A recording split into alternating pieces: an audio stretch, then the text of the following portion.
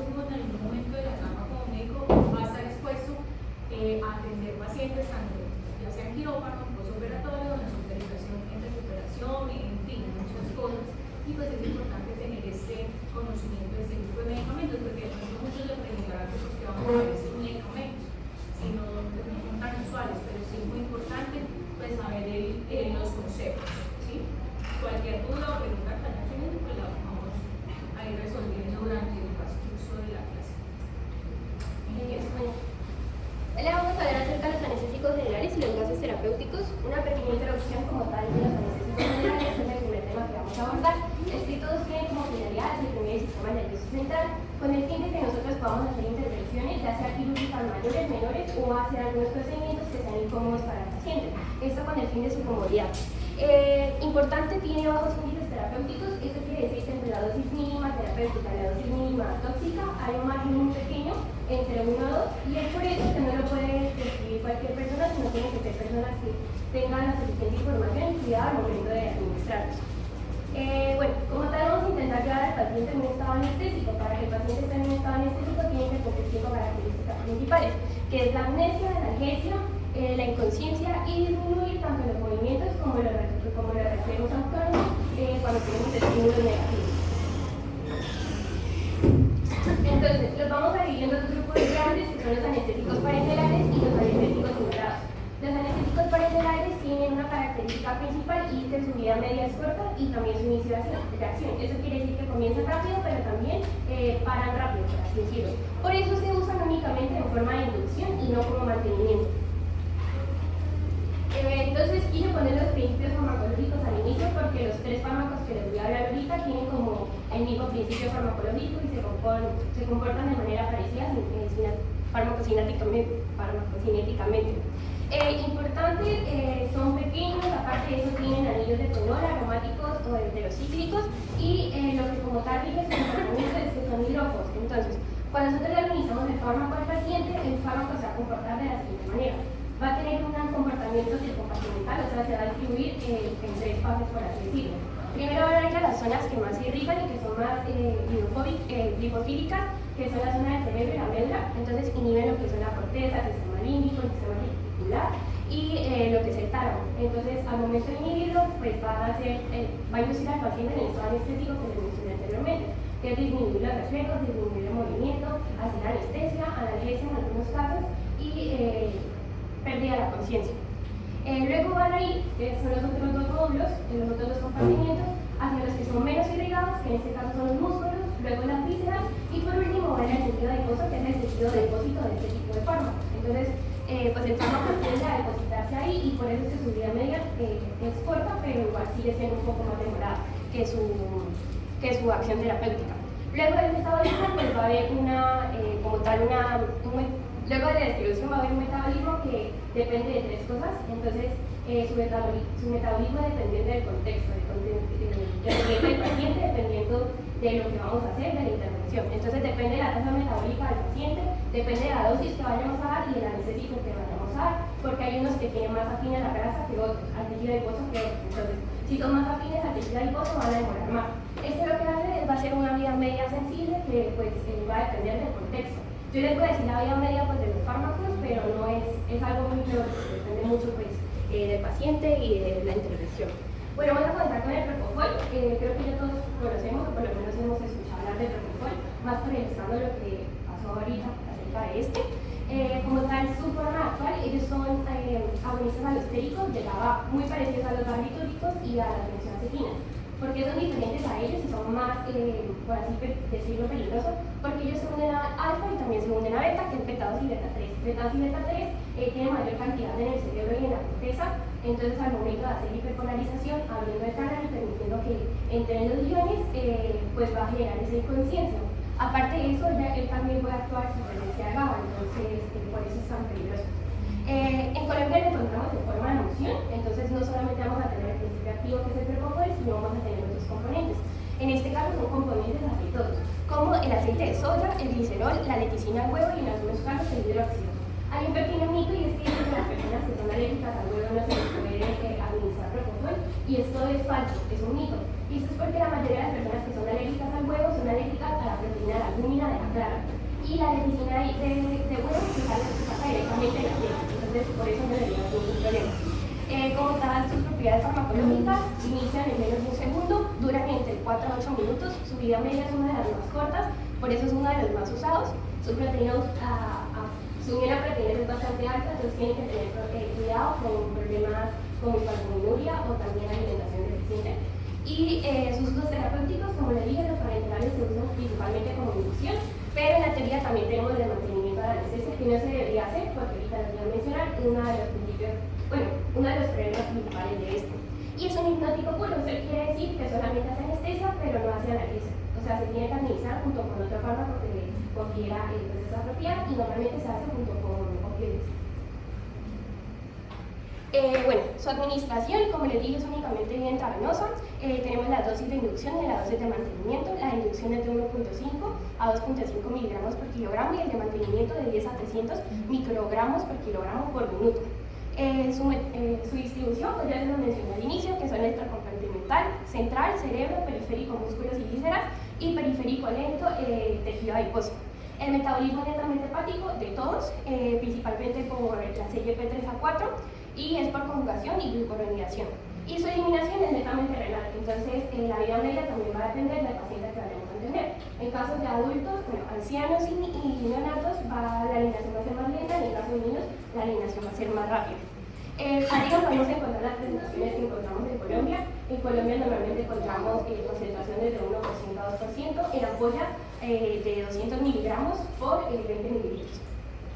Como podemos ver en la parte de acá, tiene aspecto lechoso y es muy aceitoso. Entonces está relacionado con dolor al momento de administrarse. El paciente tiene como sensación de quemadura y de ardor, es por eso que al momento de administrarse se tiene que administrar con anestésicos locales, como vamos a ver pues, más adelante. Normalmente se usa la lidocaína. Bueno, sus sitios de acción principales es el cerebro, el corazón y los pulmones. Como les dije, disminuye toda la actividad cerebral y al disminuir la actividad cerebral pues hace lo siguiente, que es disminución del consumo de oxígeno sanguíneo y también disminuye la presión intracraneal. Entonces está recomendado también para pacientes que tengan presiones altas, tanto intraoculares como intracraneales. Aparte de eso, el corazón disminuye el ionotropismo general del corazón, que es disminuir como tal lo que es la fuerza de conducción, la carga, bueno, etc. Aparte de eso, genera vasodilatación y la misma vasodilatación y la disminución del ionotropismo genera disminución de la presión arterial. Por eso está contraindicado en pacientes que tengan hipotensión o sean propensos a sufrir episodios de hipotensión. Y por último tenemos la parte pulmonar. Ellos no liberan histamina, entonces no son broncoconstrictores, entonces sirve para personas que son asmáticas. Aparte de eso puede generar depresión respiratoria severa, independiente de la dosis, y deprime como tal todos los reflejos que tenemos nosotros en contra de sustancias como lo que es el reflejo de oxígeno y también el nauseoso.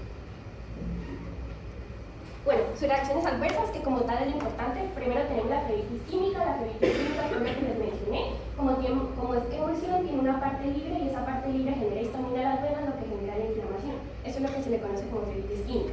Luego tenemos cambios del color de la orina. Cuando se metaboliza y se eliminan en forma de fenol y el fenol es lo que le da el color característico verde de la orina. Es una reacción adversa que no es mala, por así decirlo, es algo natural, entonces no hay nada que asustarse. Por último, el siguiente tenemos la pancreatitis, que la pancreatitis es porque como tiene una porción aceitosa de triglicéridos de cadena media, en pacientes que pues, sean propensos, puede hacer un aumento de los triglicéridos, pues generando pancreatitis. Y por último tenemos el síndrome de difusión de propofol, también conocido como PIS.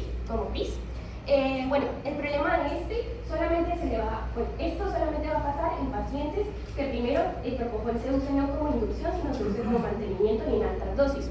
Entonces, ¿qué es lo que ocurre? Ellos inhiben estas dos enzimas que podemos ver en la pantalla y lo que hace es un desacoplamiento mitocondrial. Entonces, no se van a poder oxidar los ácidos grasos, entonces no se hace el ciclo de Krebs, no vamos a tener ATP y vamos a pasar de una respiración aerobia a una respiración anaerobia y esto nos va a subir pues todo lo que es el ácido pirúvico, nos va a generar acidosis metabólica, también nos puede generar automiólisis, insuficiencia cardíaca, también insuficiencia renal y está relacionado con pancreatitis. Como no se pueden oxidar los ácidos grasos, pues se va a aumentar y puede generar pancreatitis.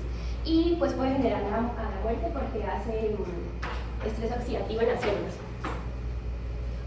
Luego tenemos el etomidato. El etomidato actúa igual que el propofol, prácticamente tienen unas propiedades farmacocinéticas iguales.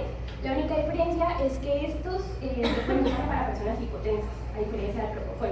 Y esto se los voy a explicar más adelante. También se pueden encontrar en emulsión. Tienen triglicéridos de cadena corta. Bueno, es agonista alostérico, de beta 3 y beta 2 principalmente. Su inicio de acción es exactamente el mismo, dura exactamente lo mismo, pero tiene una vida media un poco más larga. Y aparte de eso, tiene una vida proteínas menores. Entonces, inducción para personas que tengan riesgo de hipotensión, y también es un hipnótico puro. Eso quiere decir que solamente genera anestesia, pero no genera analgesia. Importante, el etomidato actualmente en Colombia sí tiene revisión prima vigente, pero no está distribuido temporalmente, entonces es un poco escaso encontrarlo. Farmacocinética, la distribución ya lo sabemos, metabolismo hepático y eliminación principalmente renal y también biliar.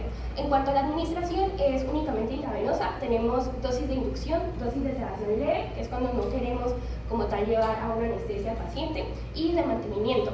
De inducciones de 2 a 4 miligramos por kilogramo, de sedaciones de 0,05 miligramos por kilogramo y de mantenimiento de 10 microgramos por kilogramo por minuto. Y esto es la ampolla que normalmente encontramos en Colombia, que tiene una concentración de 2 miligramos por mililitro, que normalmente son ampollas de 10 mililitros. Sus principios, su acción es exactamente el mismo que el propofol. La única diferencia es que este no inhibe los centros simpáticos. Entonces, como no inhibe los centros simpáticos, el paciente va a seguir teniendo acción simpática, por lo que la parte cardiovascular se va a mantener, entonces no va a generar vasodilatación, ni aumento del ionotropismo, ni nada. Entonces, es por eso que está recomendado con pacientes que tienen riesgo de hipotensión. Y también se le puede dar asmáticos porque son broncodilatadores. Aparte de eso, tampoco genera una depresión respiratoria tan grande como, por ejemplo, el propofol. Entonces, es un poco más seguro respecto a eso. Puede generar aferitis química porque también es una emulsión, y puede generar mioclonias. A diferencia del propofol, hace una inhibición cortical un poco más desorganizada que el propofol, y esta desorganización cortical prácticamente lo que hace es que se manden impulsos descontrolados a los músculos, y pues es lo que conocemos como mioclonías. Se puede confundir con epilepsias, pero no tiene como tal la misma fisiología. Se da prácticamente más de la mitad de los pacientes, y la otra reacción adversa, que es como la más grave, pero tampoco es tan grave, es la insuficiencia suprarrenal funcional. Se dice funcional porque después de aplicar el fármaco, pues como tal, la glándula suprarrenal comienza a actuar normal después de las 24 a las 48 horas de haberlo administrado. Y esto es porque el etomidato inhibe la enzima, que es una enzima importante para la conversión de colesterol a aldosterona. Entonces, al no poder convertir el colesterol a aldosterona, pues no vamos a poder tener el sistema renal de la aldosterona. Entonces, por eso es que se dice que tiene una insuficiencia suprarrenal funcional. Bueno, ahora seguimos con la ketamina. Listo, entonces ya vemos dos fármacos importantes, que es el propofol y el etomidato. Que el propofol es más usado que el etomidato por la disponibilidad de los mencionados, en cuanto a registro de enzimas, etc. Y de igual forma los dos se usan, ¿sí? Como ya lo explicó, el mecanismo de acción tiene que ver con el receptor de GABA. Entonces, estos medicamentos, porque no se considera que son benzodiazepínicos si tienen que ver con el receptor GABA. ¿Alguien sabe? O sea, en teoría, si tienen que ver con el receptor de GABA, pues yo diría que es una benzodiazepina o un barbitúrico. Pero ellos no están clasificados, son hipnóticos, no benzodiazepínicos. Entonces, ¿por qué? ¿Por qué no están clasificados dentro de la benzodiazepina? Puede ser porque no son una todas las subunidades. Tengo entendido que la atención se aumenta tanto a la alfa como a la beta y también a la gamma. Alfa y gamma. Alfa y gamma. Este es el único que estamos ok. ¿Cómo?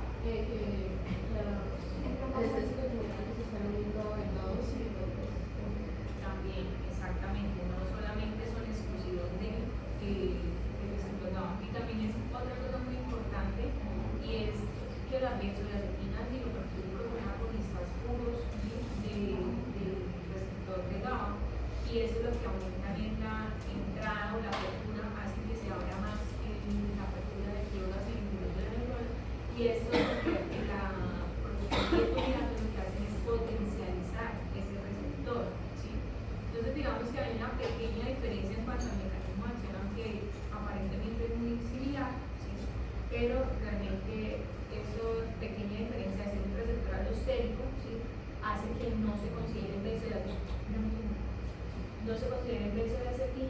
por ende no están dentro de esa clasificación.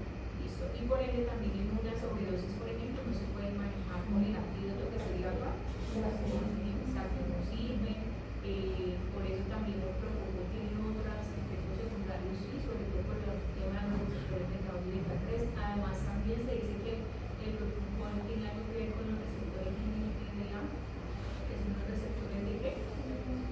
De glutamato, que es el principal neurotransmisor estimulante. Ellos también antagonizan, digamos, que ese receptor estimulante, aunque predominan más en el cabo. Y ya, básicamente es eso. ¿Sí? El propósito genera también algún efecto disociativo, pero no tanto como la ketamina que ahorita vamos a hablar.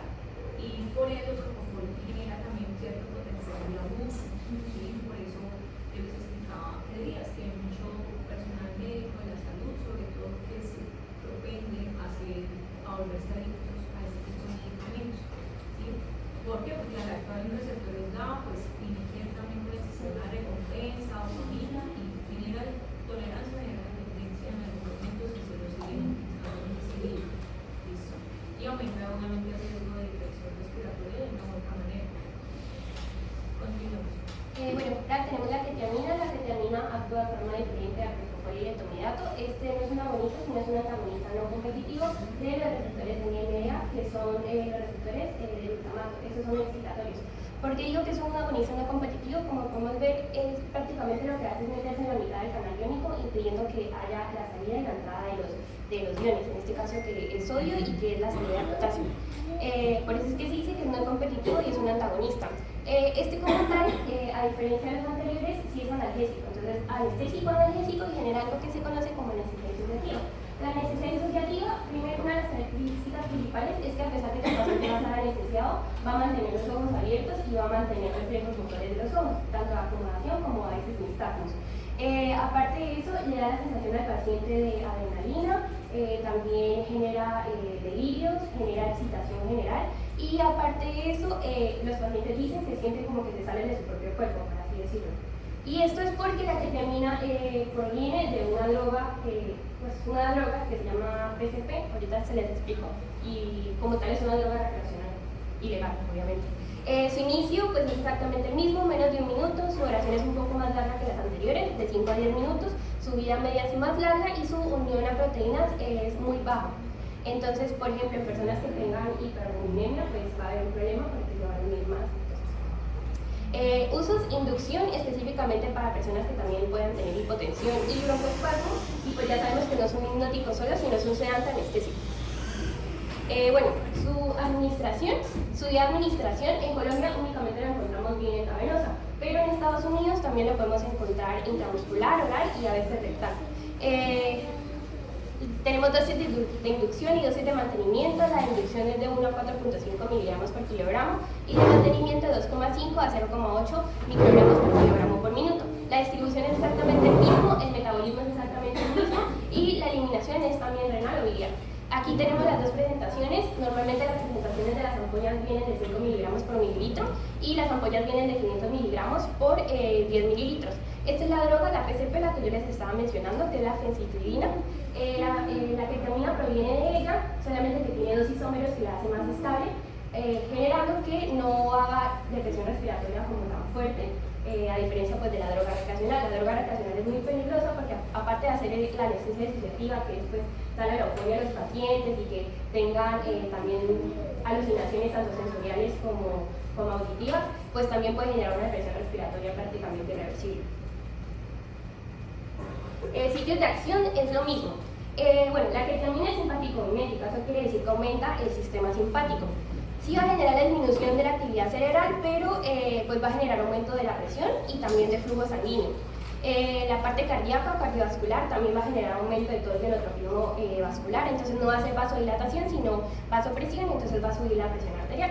Y también es un potente broncodilatador y genera depresión respiratoria muy leve, por lo mismo que les dije que tiene isómeros que la hacen más estables.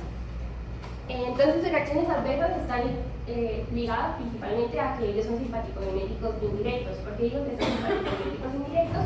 Porque la ketamina se une a los transportadores de la recaptación de noradrenalina, que son los NET, como ya sabemos. Entonces, lo que va a hacer es inhibir los transportadores va a haber mayor biodisponibilidad de la noradrenalina y pues va a hacer toda la parte simpática. Entonces las reacciones adversas están directamente relacionadas con sueños vívidos, ilusiones, euforia, miedo, nistagmo y rigidez muscular.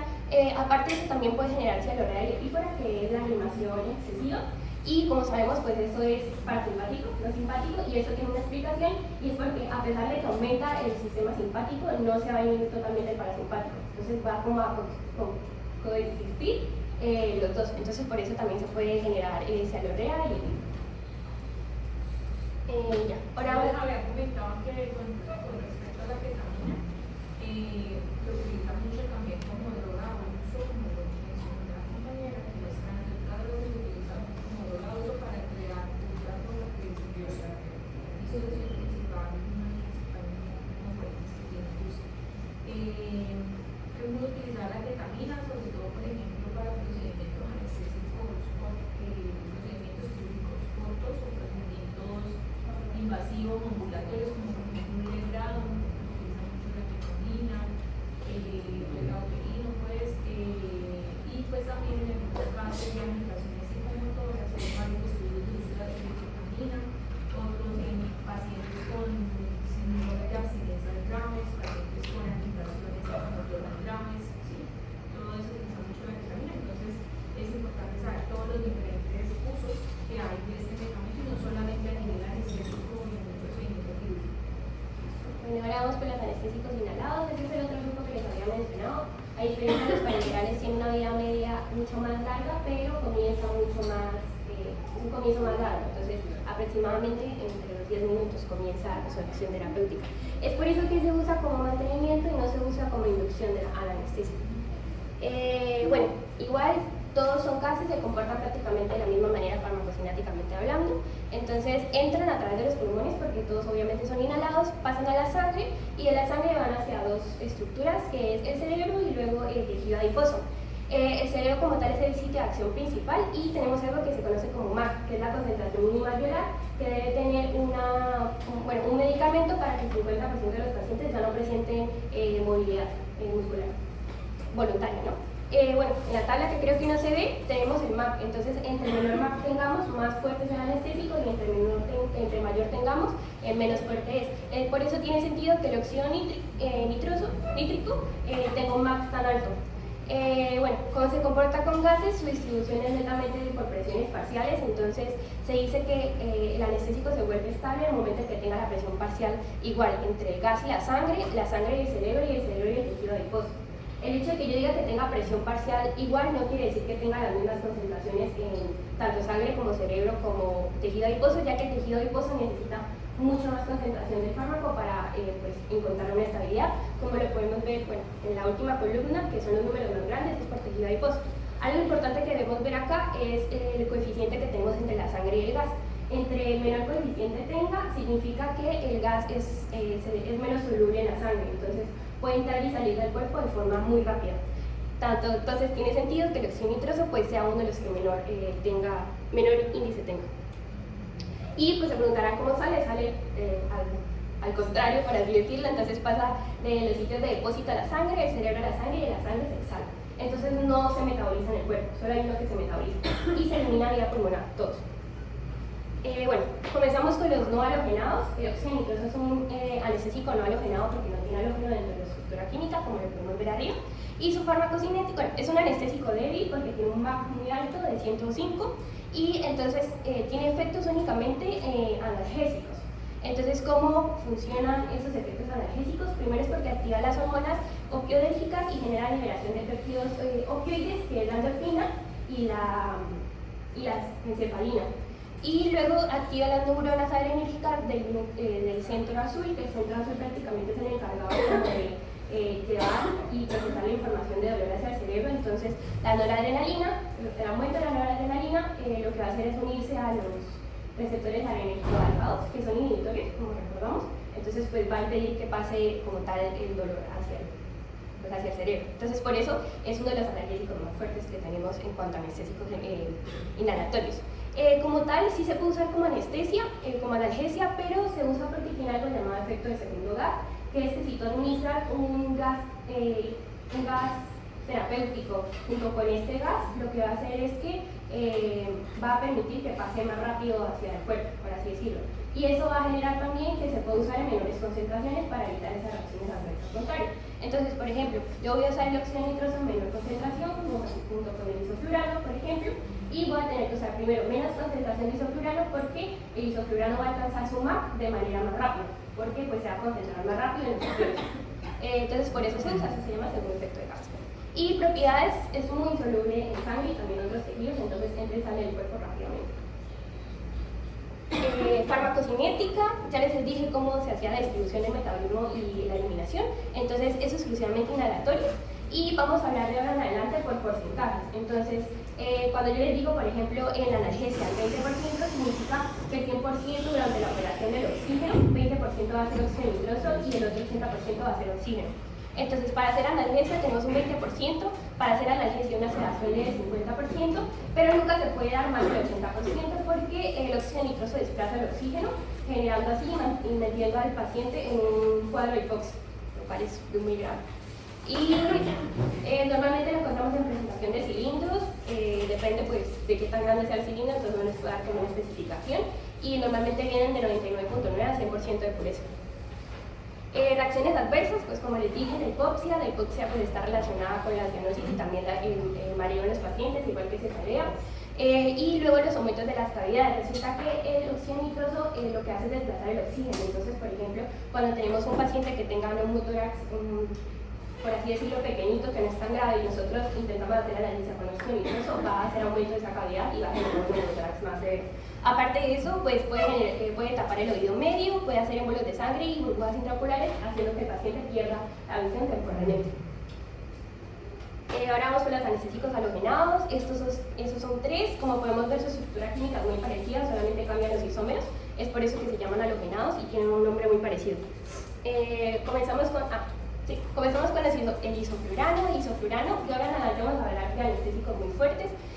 Pues es anestésico y también es analgésico y actúa de tres formas, que es la modulación alostérica, que es prácticamente lo mismo que les había dicho, que lo que hace es que son agonistas alostéricos de los receptores GABA. Aparte de eso, activa los canales de potasio, que eso genera más hiperpolarización de la neurona, hace potencia los receptores de glicina, que también hace más hiperpolarización de la neurona, y son inhibidores de los canales excitatorios.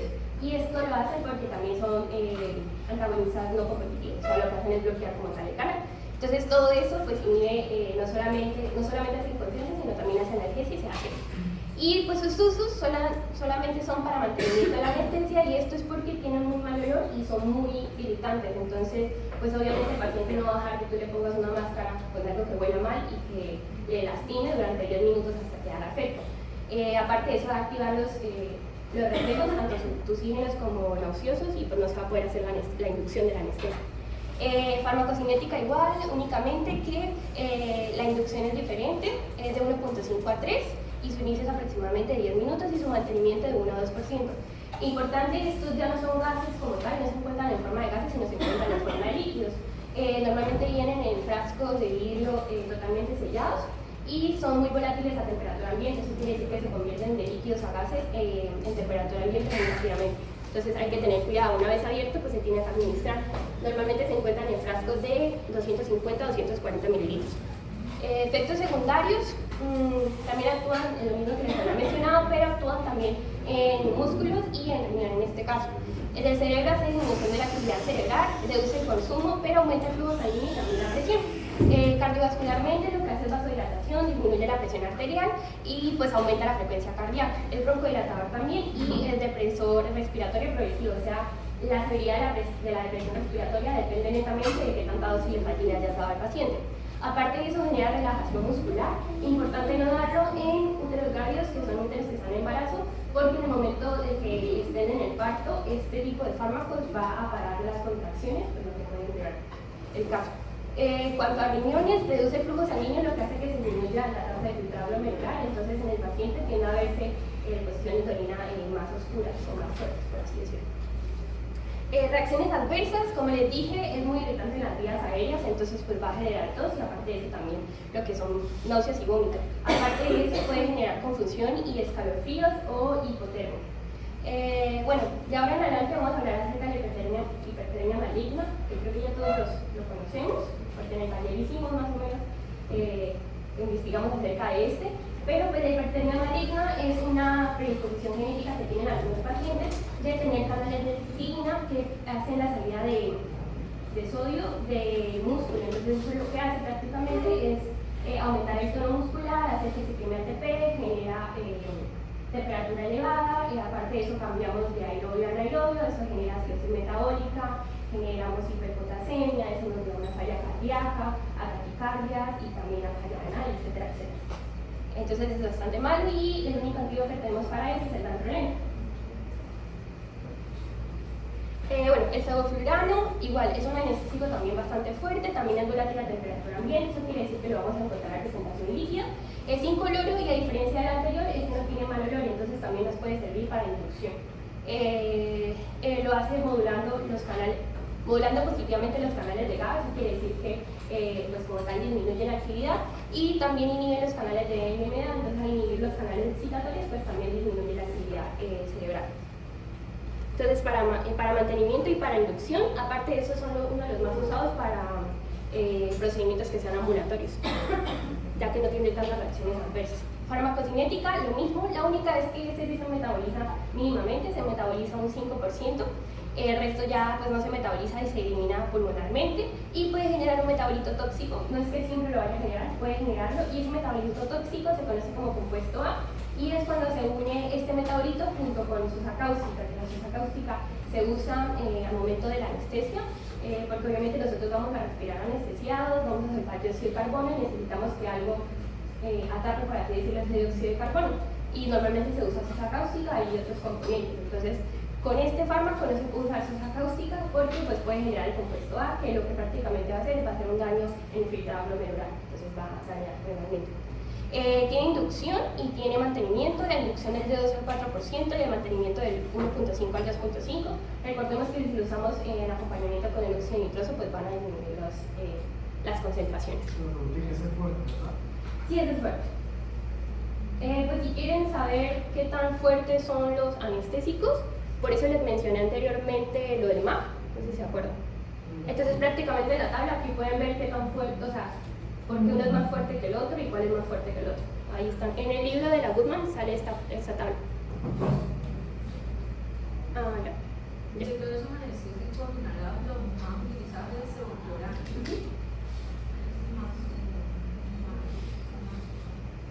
Bueno, también se encuentran frascos de 250 a 240 mililitros. Y pues es de los más usados porque, como les dije, no irritan las vías respiratorias y pues tienen buen olor. Bueno, no tiene buen olor, pero no tiene mal olor, entonces no hace que el paciente tenga reflejos. Hace exactamente lo mismo en cuanto a cerebro, corazón y pulmón, solamente que la depresión progresiva es un poco menor. También hace relajación muscular y pues lo que les dije de que puede ser nefrotóxico por el compuesto A. Reacciones adversas, lo mismo, hipertermia maligna, náuseas, vómito, confusión, escalofríos, también puede generar hipotermia y principalmente no se puede dar en niños porque puede exacerbar la probabilidad de generar delirio. Pues al momento de que se levanten los niños, normalmente entran en una fase de delirio que se tienen que manejar con medicación. Ahora seguimos con el desflurano. El desflurano también es fuerte, es incoloro, es volátil, actúa exactamente igual que el anterior y solo se usa principalmente para mantenimiento de pacientes ambulatorios porque este también tiene mal olor y también irrita las vías respiratorias. Farmacocinética, exactamente lo mismo, este sí no se metaboliza y también se elimina pulmonarmente y pues solamente tenemos mantenimiento que es del 6 al 8%. También lo encontramos en el frasco de 240 a 250 miligramos, entonces es líquido. Efectos, exactamente lo mismo, solo que no va a tener tantos efectos renales. Aparte de eso aumenta la frecuencia respiratoria, que no va a compensar la presión respiratoria, pero pues es importante que lo sepan, que va a ser normal. Igual, irrita las vías aéreas, genera tos y náuseas y vómitos, hipertermia maligna, confusión, escalofríos y hipotermia. Ahora vamos con los gases terapéuticos. Entonces ya terminamos todo lo que tiene que ver con anestéticos. Ahora vamos a ver los gases que se usan médicamente y en contextos intrahospitalarios para corregir ciertas situaciones. Tienen gases terapéuticos muy específicos. Entonces, principalmente el oxígeno. Como sabemos, el oxígeno es vida, el oxígeno es transportado por la hemoglobina. Una parte insuficiente de oxígeno es lo que conocemos como hipoxia. Esta hipoxia puede generar estrés oxidativo, ya que sin oxígeno no vamos a cambiar de un metabolismo, lo que les estaba diciendo, aerobio a anaerobio, y pues eso genera ácido láctico, fosforilación oxidativa, etcétera, etcétera, y eso va a llevar estrés a las células y también puede generar muerte en las células. Entonces, es importante que los pacientes siempre tengan un nivel de oxígeno correcto. Sus usos terapéuticos, como les dije, para corregir la hipoxia, aparte de eso, pues reduce la presión parcial de gases inertes, puede descartar, por así decirlo, gases, como los gases se distribuyen por presiones parciales al momento de meter oxígeno con otro gas, pues van a cambiar las presiones parciales y puede permitir que se elimine, por así decirlo, el gas inerte. Y la oxigenación hiperbárica, que la oxigenación hiperbárica es una terapia de oxigenación al 100% que se tiende a usar en pacientes que de por sí ya tienen un estrés celular oxidativo, como por ejemplo en personas que tengan quemaduras graves. Y ya, ahora, ¿el oxígeno puede ser tóxico? Sí, el oxígeno puede ser tóxico, principalmente cuando lo usamos en oxigenación hiperbárica. El oxígeno, cuando tenemos mucha concentración de oxígeno, se pueden generar metabolitos que están relacionados con el oxígeno, como lo que es el ion superóxido, los radicales de oxígeno y los hidróxidos. Estos lo que hacen es generar un estrés oxidativo en las células que va a generar un daño irreparable. Principalmente afecta lo que son las lesiones endoteliales, tanto vascular, y en algunos casos decía que había niños que cuando se les hacía terapia hiperbárica podrían generar retinopatías.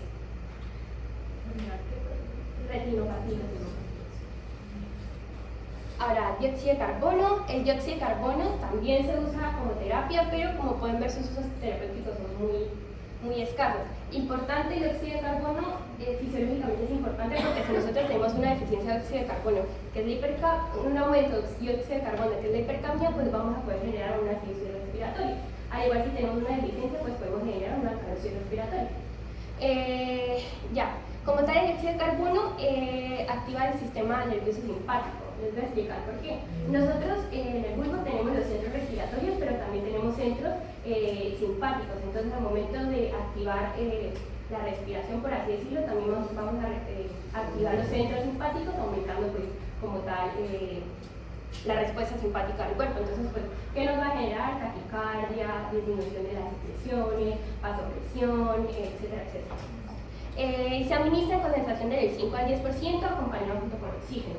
También lo podemos encontrar en cilindros, gaseosos, y pues depende de qué tan grande sea el cilindro, pues encontramos las concentraciones. Usos terapéuticos normalmente se usa para insuflación, cuando necesitamos procedimientos como por ejemplo endoscopias o colonoscopias, necesitamos como inflar el intestino para poder tener mejor visualización, y también se usa pues para corregir la hipocapnia. Ahora tenemos el óxido nítrico, que es el último. El óxido nítrico como tal lo tenemos, el cuerpo solito lo produce, normalmente no se usa para corrección, según la OMS el único uso terapéutico es para tratar la hipertensión pulmonar persistente en recién nacidos. Ellos se dan, o el cuerpo los hace gracias a una enzima llamada óxido nítrico sintasa, y eso solamente está en la parte del cerebro y en la parte endotelial. Entonces, los efectos fisiológicos básicamente van a ser vasodilatación principalmente, y también inhibe la agregación plaquetaria. Entonces, una concentración deficiente de óxido nítrico en el cuerpo pues nos va a traducir a enfermedades como la hipertensión, también como la vasopresión o vasoespasmos, tanto cerebral como coronarios, y también lesiones isquémicas por vasopresión. Sus usos terapéuticos, como le dije, según la OMS solamente tiene uno, y puede generar toxicidad. Resulta que el óxido nítrico en concentraciones altas de oxígeno puede generar dióxido nítrico, que el dióxido nítrico lo que va a hacer es oxidar la hemoglobina.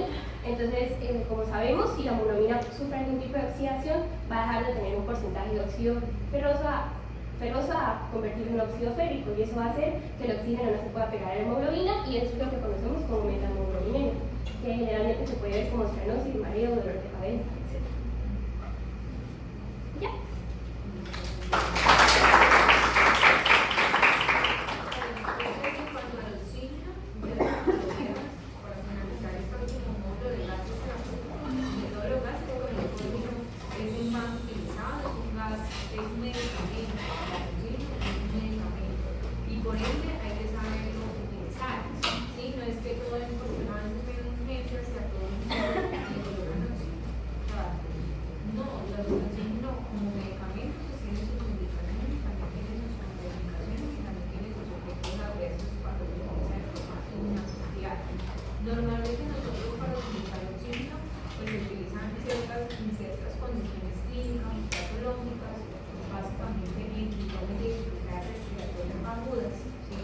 y también de acuerdo a la severidad se puede utilizar por cánula nasal, por diferentes dispositivos respiratorios, cánula nasal, máscara, ¿sí?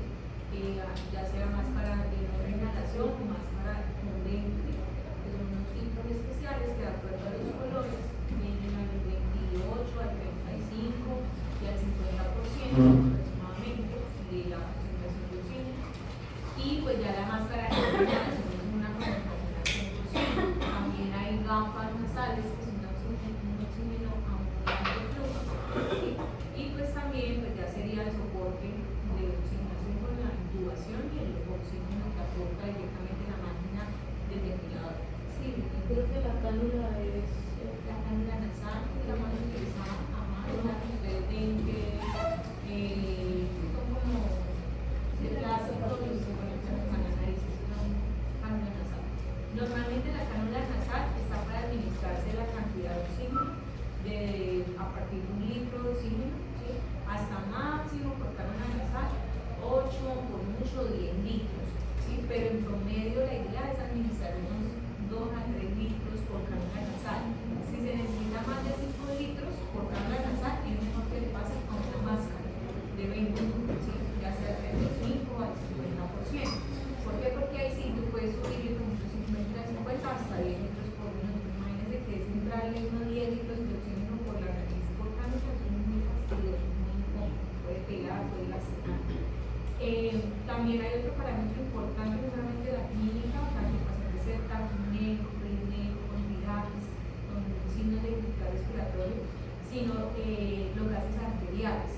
Los gases arteriales es muy paraquímico, ustedes lo van a ver ya cuando vean bien la parte clínica, claramente medicina interna sobre todo para saber interpretar, pero básicamente son trastornos de oxigenación, en donde la PO2 de la presión arterial de oxígeno se cae.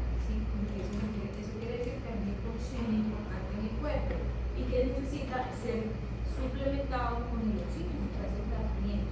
Pero es importante hacer el seguimiento de los gases porque los pacientes van a mejorar, seguramente. Y entonces cuando mejoran hay que continuar con control de las gases arteriales porque luego de la hipoxemia se pasan a la hiperoxemia. ¿Sí? Entonces la PO2 normal es de 100. Es ideal. Normal pues de 80 a 100, pero si ya es más de 100 se considera una hiperoxemia y hiperoxigenar también no es bueno, porque puede aumentar también la producción de otros radicales libres, de inflamación, de daños celulares neurológicos también. Entonces el punto del mensaje es que el oxígeno hay que saberlo utilizar, no es usarlo por usar, ¿sí?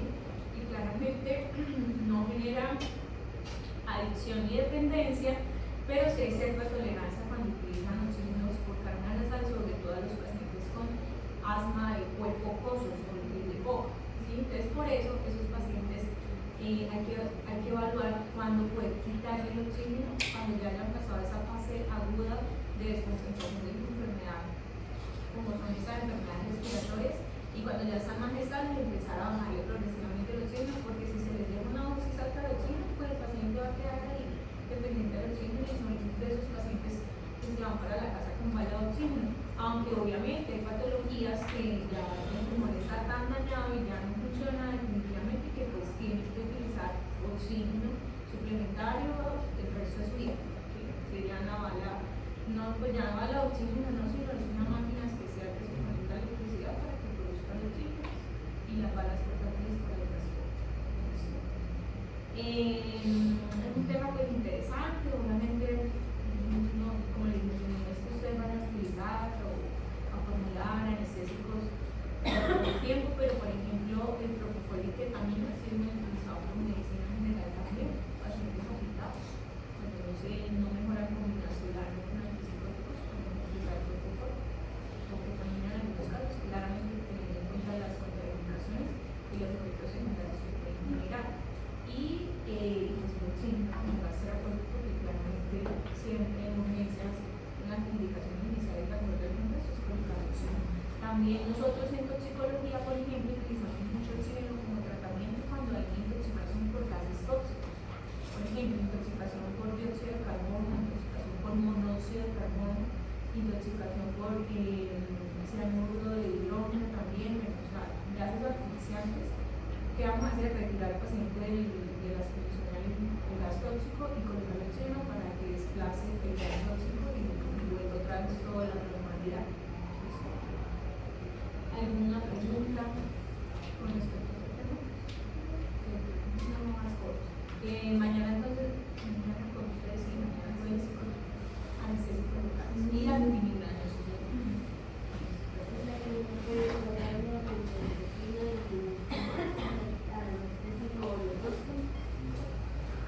¿Como cuál? Depende. Mire, eso es utilizar. Por ejemplo, un diazepam con propofol. Pues ambos tienen el mismo sitio de acción, entonces lo que hace es potenciar la apertura del canal. Sí. Por ejemplo, en UCI, unidad de cuidado intermedio intensivo, cuando hay pacientes difíciles de sedar que tienen infusión de unidad solar en fentanilo, que lo habéis dicho, que es de la más común, y el paciente no se duerme, no se seda, lucha, pelea con el tubo, con el ejemplo de despertarse, les ponen propofol para potencializar ese efecto de personal. O sea, si se puede.